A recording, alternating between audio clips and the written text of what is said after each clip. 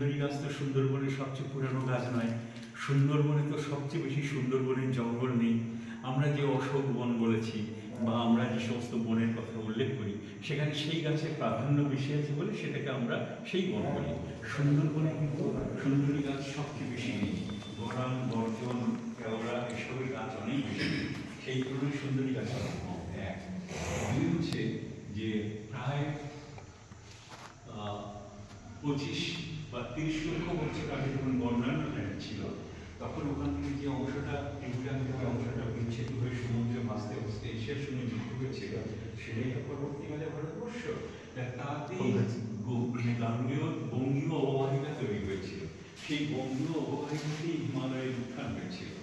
এই হিমালয়ের কোলে 13 লক্ষ বছর আগে আমরা পাথরের ভিতরে যে গাছের জীবাশ্ম এবং রেণু পেয়েছি সেটা হলো বোল গাছ।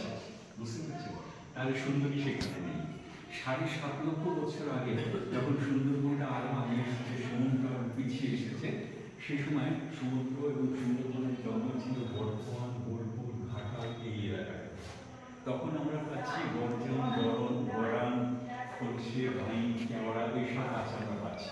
আমরা কিন্তু সুন্দরবন গাছ পাইনি।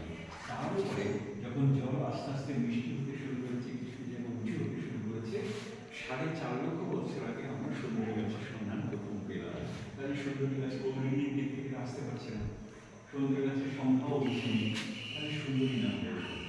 কেউ কেউ বলছেন এখানে চন্দ্রবংশীরা রাজত্ব করছে, সেই চন্দ্রবংশ থেকে সুন্দরবন হয়েছে। কেউ বলছেন সমুদ্রবন থেকে সমুদ্রবন হয়েছে, কেউ বলছে অপূর্ব সৌন্দর্যের সুন্দর নাম হয়েছে। হতে পারে, কিন্তু ঐতিহাসিক সতীশচন্দ্র মিত্র এবং ঐতিহাসিক বিকাশ একটা অকাট্য যুক্তি দিয়েছে। সেটা হচ্ছে অবিভক্ত সুন্দরবন যেখানে বাংলাদেশ করছে, সেখানে নদী আছে, নাম সুবর্ণা। আমাদের যেমন গঙ্গা, তেমনি সুবর্ণা হচ্ছে খুব পবিত্র, কারণ ওখানে সুবর্ণা করে দেবীর নাম করেছে। এটা পবিত্র একটা জায়গা। সেই সুবর্ণা এই বঙ্গের লোকেরা, উপকূলের লোকেরা সুন্দা বলতো। সেই সুন্দর থেকে সুন্দরবন নামটা হয়েছে বলে অনেকে মনে করছে। বুঝতে পারছেন? তাহলে সুন্দরবন মানেই যে সুন্দরী গাছ, এটা কিন্তু বলছি না। ঠিক আছে তো? তো এটা হলো সুন্দরবনের নামে রহস্য। আমি বলছি না কিন্তু একেবারে যে সুন্দরী এইটা থেকে হয়েছে, এতটুকু সম্ভাবনার কথা আমি আপনাদের বললাম। ঠিক আছে? তো এইবারে আমি যেটা বলবো, এইখানে যে জিনিসগুলো আছে সেই জিনিসগুলো আমি আপনাদেরকে দেখাচ্ছি।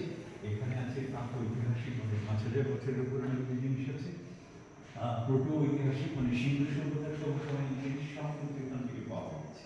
ঠিক আছে? এইগুলো তারপরে পাওয়া গেছে মৌর্য যুগে, কুষাণ যুগের জিনিস পাওয়া গেছে, গুপ্ত পাল সেন যুগের জিনিস এখানে পাওয়া গেছে, মৌর্যদের জিনিস পাওয়া গেছে। এখন কথা হচ্ছে এখানে যেখানে লোকবসতি ছিল, লোকবসতি যে ছিল সেটা আমরা বহু জায়গায় প্রমাণ পেয়েছি, বহু ঘর বাড়ি আমরা মাটির নিচে পেয়েছি, মাটির উপরে পেয়েছি, এবং ব্যবহার করা জিনিসপত্র যা আমরা কিনে এনেছি এখানে সেগুলো দিয়েই আপনারা দেখতে পাবেন। ঠিক আছে তো? কিন্তু কতগুলো জিনিসের তথ্য আছে, যেমন কোনো কোনো জায়গাকে গড়ে দেওয়া হচ্ছে, দাঁড়িয়ে দেওয়া হচ্ছে, যেমন কোনো আপনার বলা হচ্ছে যে ঠিক আছে, এখানে একটা মন্দির আছে, সেটা শিবের মন্দির, মঙ্গল কাব্য। কিন্তু মঙ্গল কাব্যের অনেক আগেই তো বৌদ্ধের ভগবান